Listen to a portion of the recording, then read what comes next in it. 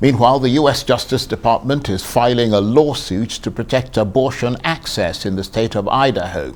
It aims to force the conservative state to provide abortions to women facing medical emergencies. On the day Roe and Casey were overturned, we promised that the Justice Department would work tirelessly, protect and advance reproductive freedom. That is what we are doing, and that is what we will continue to do. We will use every tool at our disposal to ensure that pregnant women get the emergency medical treatment to which they are entitled under federal law. And we will closely scrutinize state abortion laws to ensure that they comply with federal law. But if DOJ is going to go around the Supreme Court... This is not in any way going around the Supreme Court. The Supreme Court said that each state can make its own decisions with respect to abortion, but so too can the federal government. Nothing that the Supreme Court said that the statutes passed by Congress, such as EMTALA, are in any way invalid. It's quite the opposite. The Supreme Court left it to the people's representatives.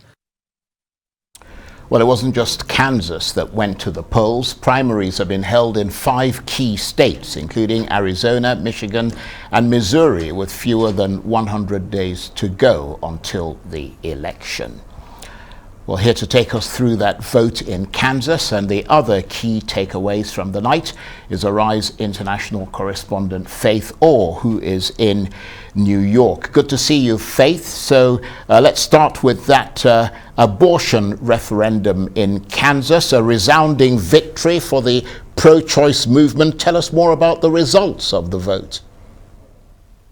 This was a dramatic decision by voters in Kansas. It's the first time since the Supreme Court ruled on Roe v. Wade that it has actually been put to the test in the ballot boxes by voters. Now, voters in Kansas chose to maintain the constitutional right to abortion in the state's constitution. They voted down an amendment proposed by the Republican Party. This isn't entirely a surprise. Polls have long said that voters overwhelmingly support protecting abortion rights. But it is proof of that, and it does signal that the Supreme Court decision has angered voters and possibly shifted the politics of the issue ahead of the November elections. Now, the result leaves the Constitution in Kansas unchanged. Lawmakers still can try and pass restrictive laws, but it means that the courts have recognized the right to abortion rights in Kansas under the state constitution. Now, one of the things that's key about this result, in which the Democrats will be celebrating, is the turnout. We know that nearly 700,000 people showed up to vote, and that completely dwarfs even the people that turned out for the presidential primaries in 2020. So, I mean, a striking development in a deeply conservative state. I mean, how big a moment is this for pro-choice groups and the Democratic Party? Very much a victory, Charles, for pro-choice groups who have shown the Republicans that their policies are out of step with popular public opinion. As you said there, Kansas usually reliably Republican, socially conservative. So this is really a warning from voters. Around 59% of voters rejected this measure to change the Constitution. And that's about in line with average. Around 58% of Americans overall believe that abortion rights should be protected. Now, this just shows that even the states that the Republicans rely on are not perhaps as extreme to this sort of side of things as they might have expected. Organisers say that treating it as a non-partisan issue has really helped. We actually saw victory parties with a mix of Democrats and Republicans all celebrating the same thing. You know, people are considering this a personal issue, not a party political one. We have heard from President Biden in the wake of this as well. He said that people turned out in record numbers to reject extreme efforts to amend the state constitution. But we've also heard from the other side of things, from the anti-abortion activists. They've shared their dismay. We've heard from the group Kansans for Life, and they have told their supporters that, you know, their movement is still on the rise, but this is a powerful blow. They're blaming the mainstream media for propelling a false narrative from the left. They're saying that their resolve, their commitment to this won't waver, and they will not be abandoning women and babies. And I understand, Faith, that President Biden is signing an executive order today on protecting travel for abortion. But let's just move away from abortion, because we've got less than a couple of minutes left, actually. Kansas wasn't the only state to go to the polls. Primaries have been held in 5 other states. What are the key takeaways from those primaries?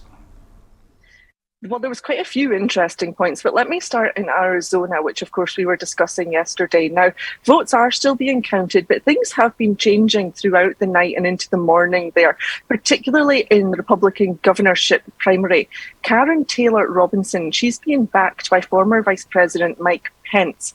Now, she took a lead in the mail-in ballots. In fact, she took so much of a lead that her opponent, actually her team, covered up a teleprompter which had a victory speech on it.